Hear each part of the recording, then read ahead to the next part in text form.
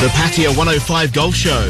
All the latest updates and up-to-the-minute golf news with Dave D and Ian. Welcome back, guys. Welcome back to 105. And in the studio, we have Ian and Joe. And also, Ian, we've left that lady there for around about 10 minutes now. She's still standing there. No, she's walking. Does she walk? I wish she had. Joe, she's still standing there, mate. I mean, 250 yards. Go on, then. Tell me what happened. Your chops in. Tell me.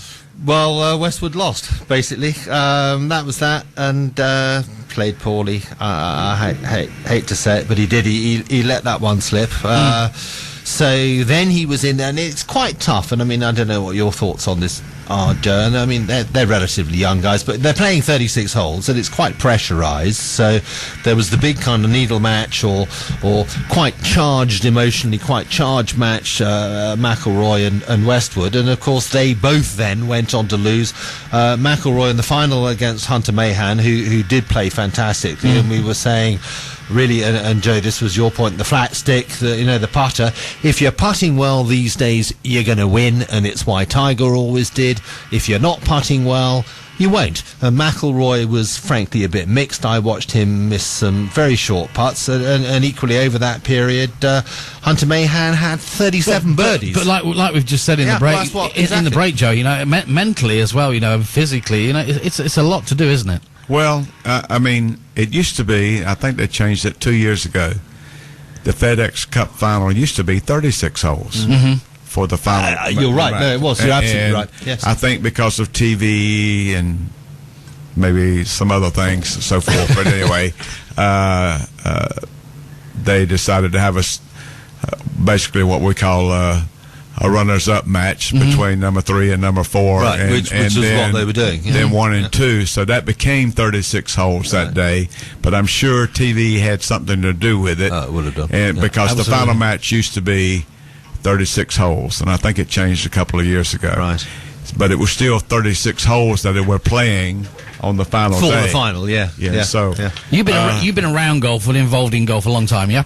Yes, sir. So if I was to ask you a question as a non-golfer, which I am, okay, I like the game, and since we've been doing the show, we've been out a few times, I enjoy it. For a guy that's been in golf a long time, if I said to you, who do you think is the world number 1, what would your answer be? My answer would be, I think Roy McIlroy is probably going to be the next number 1, but I'm not sure with the talent we have on tour today that anybody on any given week can win. There's no dominant player anymore like Tiger used to be. So in reality, then, they're all potential number 1s. They are. In the right week. I think there's 20 golfers out there that are equal with each other today, at least 20. And yet there's 125 that can have their week. And that's the thing about golf. We all have our day sometimes. We go out and we go and shoot the best round we've had in a year or 2 years or 15 years, and we go out the next day and it's like we never had a golf club in our hand. Do you think that's the beauty about golf? That really is true. But do you think, you two guys, you're golfers and you've got a lot of experience between you, do you think that golf is falling into the same trap as the football, where it's a money-driven game? Is it getting that way? I know they win prize money, and I know that they get money for coming first. Far more from sponsorship. Exactly, but do you think it's going that way? Do you think there's where does it stop kind of thing, or do you think it is totally money driven? What do you think? Is it losing sight, Joe, of the game? Gosh, I got mixed emotions. Yeah, sure. But I think the game, Arnold Palmer started, what I call basically the PGA. With Mark McCormack. But I'm just saying, he made it popular in America. It's black and white TV and so forth, but he had the charisma. Jack Nicklaus was one of the greatest ever. He didn't have the charisma that Palmer did. He had the electricity around him. They call it Arnie's Army and so forth. He was the first one to make golf bigger in America. And the second one to come along with that is Tiger. And I don't think there's any player out on tour today that said they don't want Tiger back, because they know and when he plays an event, okay, that may change soon, but every time he played in an event, okay, well, the TV ratings, the TV ratings triple. Of course, which is the reason you get the sponsors. Everything rockets. And so that the sponsorship and the money these guys are getting, the 1.4 million that Mayhem won for the FedEx, 660,000. What I call basically. Okay, it's a tour event, but the top 64 in the world weren't playing in it, and it was 660,000 to the winner down in Mexico tournament. That's big money, and but it's cause I look at Asia, okay, and because of Sea Ray Park on the women's side, okay, and because of KJ, and I'm just speaking on the Korean side, okay. And there was some Japanese before that and so forth. But in Asia, it has boomed in the last 15, 20 years. It has absolutely boomed. But of course, and now it's booming in China now. It's really booming in India. Building there. And it's booming in India. And is it money? Probably a little bit with it. But also, I don't know. I mean, the game itself is fantastic, but of course, like at the end of the day, you've got the guys out there, the promoters, and you've got the sponsors, so, and the whole thing, but also there's good and bad. I mean, there's both sides to the story. Sure. The more you can get it out there to people, the more that people understand it, the more people get involved, and well, Joe's quite right game. Saying about, television, and Joe, you're absolutely right. It was Arnold Palmer with Mark McCormack of IMG that got it up there, and then Tiger, the next generation after that. But as you're saying, really the money that's in golf right now with these $8.5 million purses and $1.5 million whatever first prize money, they're there because of people like Arnold Palmer and then latterly Tiger Woods. Absolutely. That's where the money is. Absolutely. So, yeah, both sides of the story, but we'll tend to agree on that. Okay, we'll take a break, guys. We'll come back with Ian and Joe in the studio, and we'll be talking golf, so don't go away. More great music. The Pattaya 105 Golf Show. All the latest updates and up-to-the-minute golf news with Dave D and Ian. Back in the studio with Joe and Ian. Welcome back, guys. Hi there, Dave. Okay, it's good. Now, I'm just going to lead straight in with Joe because I find him a fascinating person. Now, the Asia in the whole, Asia as a whole, the golfing in Asia, where do you see it going, Joe? Well, Asia to me, is booming. Last few years, we've seen all the Koreans and Japanese that come here doing the high season. We've had a major winner from South Korea to win the LPGA, and of course KJ Choi winning the Players Championship, and they probably started it in South Korea, and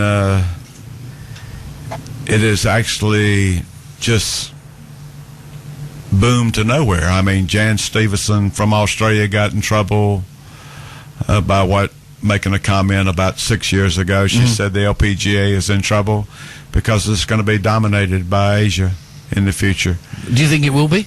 I think it already is. It is already. You look at the Koreans on tour. I mean, they outnumber anybody else. And who's the world number one? Yeah. Taiwan. Indeed. Yanni Singh. And so, I mean, I was a scorer doing the Honda LPGA Classic. Some fantastic golf, by the way. I watched some of it. Great. You saw it. I thought it was brilliant. Yeah, amazing shot coming in from Yanni, actually. Yanni on the last hole where it rolled back. Oh, wow. Yeah. But I'm happy to see, as an American, I'm happy to see that two young Americans, Lexi Thompson being one of them, and of course Corda, who won the Australian Masters. Two young American golfers that's won recently, very, very young. Lexi's 17, and I think Corda maybe 18. I'm not sure. But anyway, both of them teenagers. So Lexi came to the Honda LPGA out at Siam and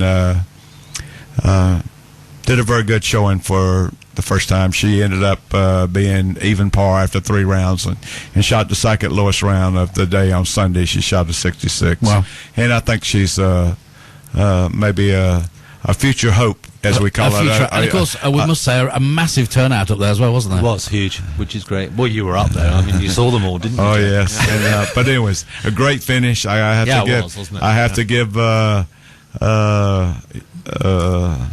Yanni credit because that was outstanding. She was one shot ahead, and she saw Mazzano put the shot up there about 7 feet from the pin.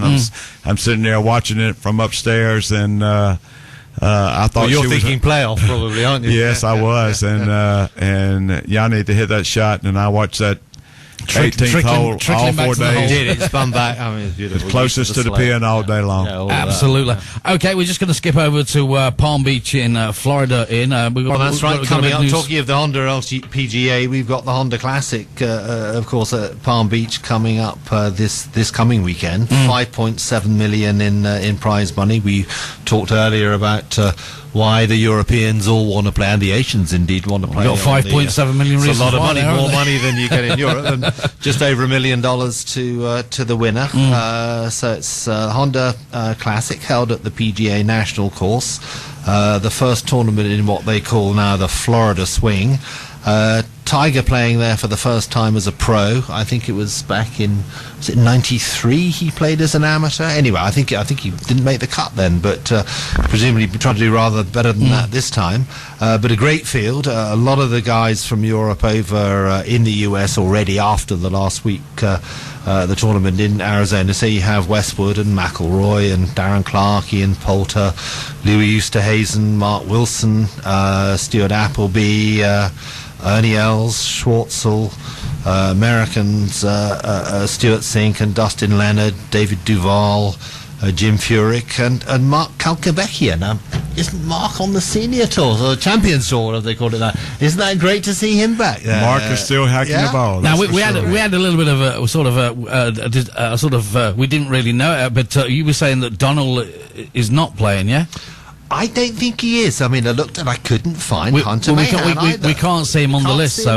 So that could mean, I mean, Joe was saying about anybody pretty much, and he's quite right, could become world number one. But I think technically with the numbers and the way they work it out, either McIlroy or Westwood could become number one. What we've got to say though is, Joe, that round one is going to be a bit of a nice humdinger, because we've got Westwood and Tiger and Poulter all basically playing together, aren't they? So they're playing the first round, which usually I think means the second round. There's no cut. I think I'm right in saying there's no cut in this tournament, though, is there? I'm not sure. I don't think there is. No, I think it's unusual. I think 72 players, but there's no cut. Should be great viewing, though. Of course, it'll be excellent. It's a Nick Klaus course, and has one of the most famous stretches in golf called, of course, the Bear Trap, because Jack Nicklaus Golden Bear. So holes 15 through 17 with a load of water.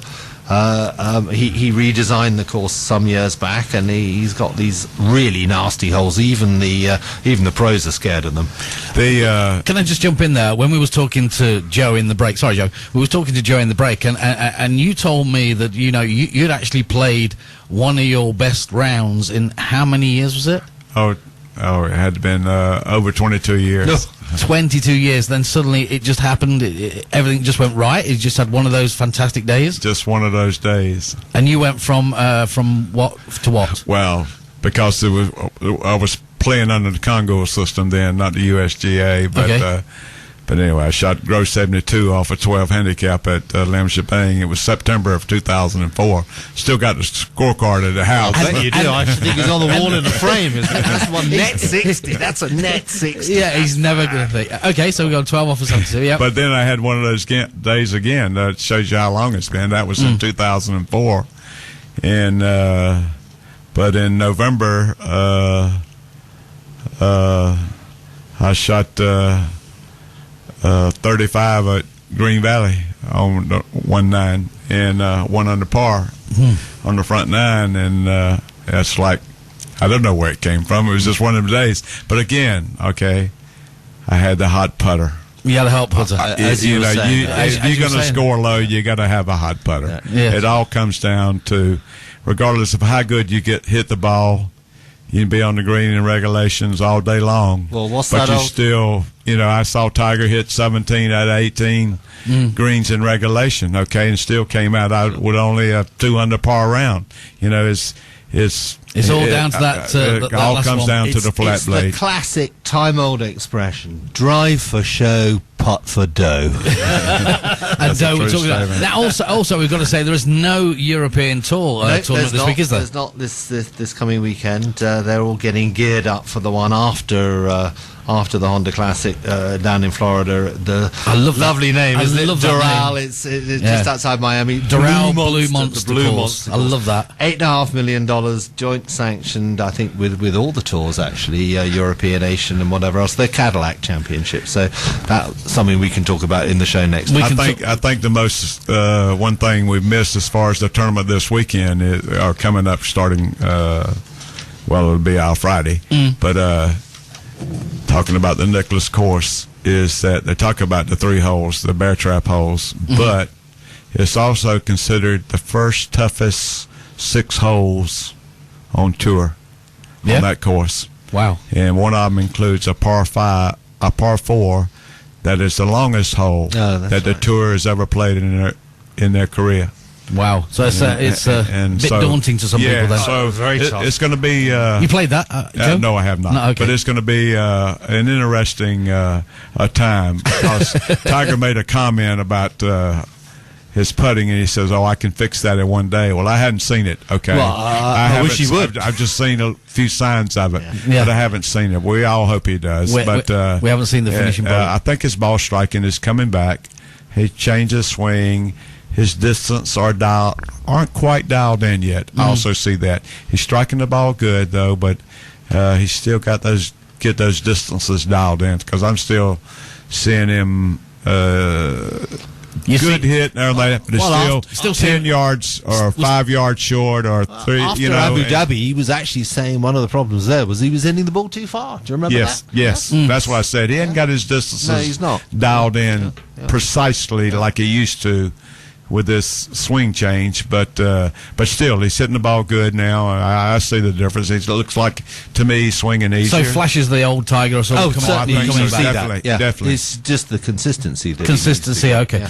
Yeah. Joe is down here from the Pattaya Sports Club. Joe, just to let people know, we're going to put the website. You've got a website, haven't you, at the Pattaya Sports Club? Yes, it's pattayasports.org. Okay, we'll put that on the Facebook, so if you do want to get in contact, okay to put your name on the contact, yes. So if anybody wants to get in contact with you via here, just get in contact with Joe, and if you want to go down there and see the guys, you're welcome to. Ian? Well, are we going to do a quiz question? What do you think? Have we got time? If you want to do a quiz question, we can, because you're gonna. Let me do it. No, it's quite fun let's do because it. because after the actually the amazing playoff down there, the Mayakoba in Mexico, where if you like, the best of the West were playing, best of the rest were playing for their $660,000. John He, 21-year-old, formerly Korean national but American, fantastic round of 8 under, called Australian Allenby with a 65, and they went to a playoff. 8 holes. Okay. Now that happens to equal the second longest playoff in PGA Tour history. But what is the longest playoff in PGA Tour Right, okay, so the history? question for today is, what is the longest playoff in PGA Tour history? How many holes? Yep. Where and when was it? Okay. And if you really want the T-shirt, who was in the playoff? Okay, who was in the playoff? How many holes? And where was it, yeah? Yeah, let's do that. For Okay, a are T-shirt. we going to leave that? T-shirt? We're going to leave that for now. Yeah. Joe, you're not allowed to enter the competition. Sorry, you're got banned. the answer. I just want to sign off with one thing about golf. The best thing I've ever heard about golf. Golf is like a love affair. If you don't take it serious, it's no fun. But if you do take it serious, it'll break your heart.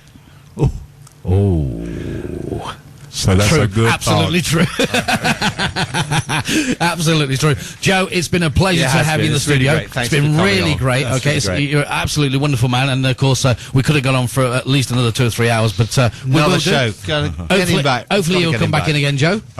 Look forward to You're it. most Jay, welcome. thank you. Joe, thank you very much. Ian, thank you to you. Thank you, and thanks. It's to been Joe. a pleasure to have you both in the studio.